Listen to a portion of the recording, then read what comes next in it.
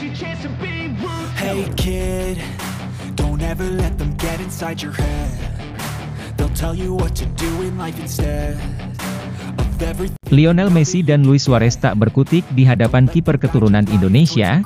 Inter Miami yang bertabur bintang ditumbangkan FC Dallas. Lionel Messi, Luis Suarez dan Inter Miami gagal mencetak gol dalam 2 laga berturut-turut, dan terbaru Teheran kalah 1-0 dari FC Dallas. Semua mata jelas tertuju pada superstar Inter Miami, tapi striker lokal FC Dallas lah yang tampil memukau di depan penonton kampung halaman. Hanya 3 menit setelah laga dimulai, Jesus Ferreira mencetak gol pembuka pertandingan lewat penyelesaian akhir yang tenang. Sentuhan akhir Ferreira ternyata menjadi satu-satunya gol di pertandingan tersebut, dengan Inter Miami sebagian besar mengendalikan permainan sejak saat itu. Tim asuhan Tata Martino menguasai sebagian besar penguasaan bola tapi tidak cukup menciptakan peluang yang diperlukan untuk mencetak gol. Salah satu peluang terbaik mereka datang dari kaki Messi di babak pertama, tapi kiper keturunan Indonesia Martin Paes mampu melakukan penyelamatan. Mega bintang Argentina itu hampir kembali mencetak gol, tapi Paes sekali lagi menggagalkannya.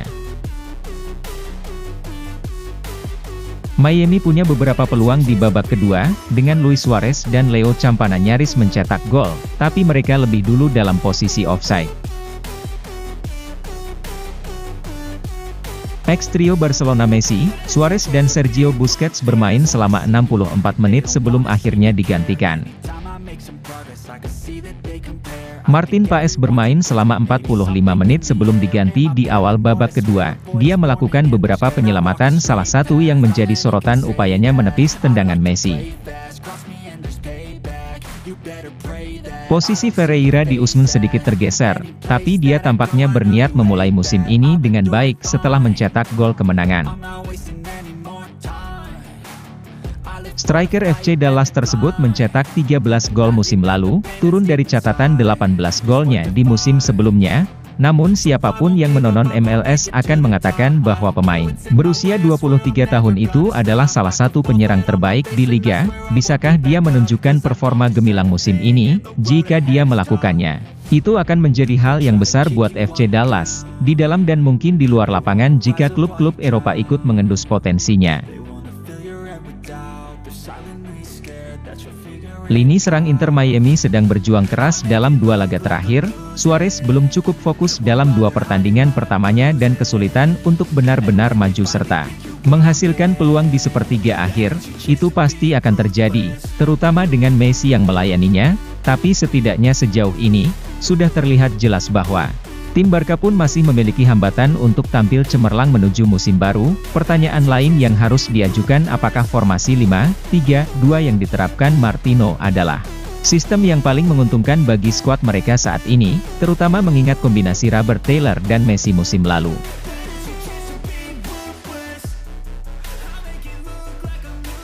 Tur pramusim Inter Miami kini akan berlanjut ke Arab Saudi, saat mereka bersiap menghadapi Al Hilal dan, tentu saja, Al Nassr-nya Cristiano Ronaldo. Setelah 2 pertandingan pada pekan depan dan awal bulan Februari nanti, Miami akan berangkat ke Asia untuk menghadapi Hong Kong serta melawan Vissel Kobe. Sebelum menutup pramusim dengan melawan klub masa kecil Messi, Newell's Old Boys.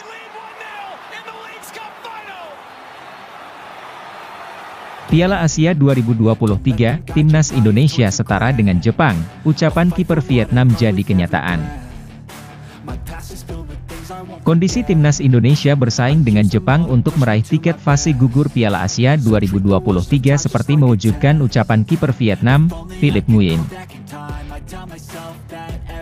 Sebelum duel Timnas Indonesia versus Vietnam digelar pada Jumat, 19 Januari 2024, kemarin, Philip memberikan komentar menarik dalam jumpa pers. Kiper naturalisasi kelahiran Rep CSKA tersebut mengungkapkan respeknya kepada pasukan Garuda. Menurut ia, Indonesia memiliki level ancaman sama bahayanya dengan Jepang. Jepang adalah lawan yang menggilas Timnas Vietnam 4-2 pada partai pembuka mereka di grup D Piala Asia 2023. Saya menganggap semua lawan itu sama, bahkan saya menilai Indonesia sekuat Jepang, ujar Philip, dikutip bolasport.com dari situs Vietnam, VN. Ucapan Philip seperti dikonversi menjadi harapan yang mewujud nyata. Faktanya, timnas Indonesia kini memang setara dengan Jepang dalam hal persaingan di klasemen grup. Pasukan Garuda berhasil menyamai perolehan poin Samurai Biru usai menaklukkan Vietnam 1-0. Gol penalti Asnawi Mangkualam membuahkan 3 angka bagi Indonesia. Jumlahnya sama dengan koleksi poin timnas Jepang setelah mereka digebuk Irak 3 jam sebelumnya. Dalam susunan klasemen grup D saat ini, Irak sudah dipastikan maju ke babak 16 besar sebagai juara grup, setelah mengantongi 6 poin dari 2 laga. Adapun timnas Indonesia hanya kalah selisih gol dari Jepang sehingga menempati peringkat 3. Pasukan Garuda mencatat selisih minus 1 gol, sedangkan Jepang plus 1 gol.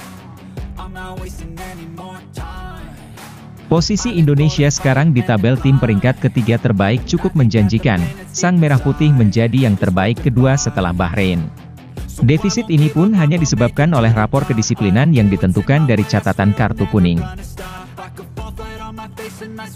Perbedaan level Indonesia dengan Jepang akan dituntaskan oleh hasil bentrokan kedua tim pada matchday penutup di Doha, Rabu, 24 Januari 2024. Dalam hal peringkat negara di daftar FIFA, Jepang 17 unggul jauh ibarat langit di atas Indonesia 146, namun, tak ada peluang yang tidak mungkin dalam sepak bola. Shin Tae-yong juga berharap bisa membuat kejutan saat menghadapi kandidat juara terkuat. Saya merasa lebih nyaman secara mental bermain melawan Jepang dibandingkan melawan Korea, ujarnya. Berdasarkan pengalaman memainkan banyak pertandingan antara Korea dan Jepang selama menjadi pemain tim nasional, saya berharap bisa membuat kejutan lagi. Saya akan membangunkan Anda, lanjut ex-pelatih timnas Korea Selatan.